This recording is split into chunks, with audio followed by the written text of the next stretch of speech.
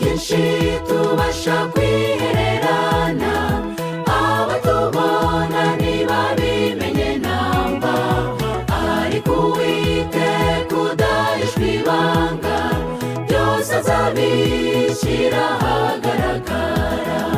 Kubw'ibyo nshuti dushatse twahinduka rwose, kuko turabizi bizira twikoreye.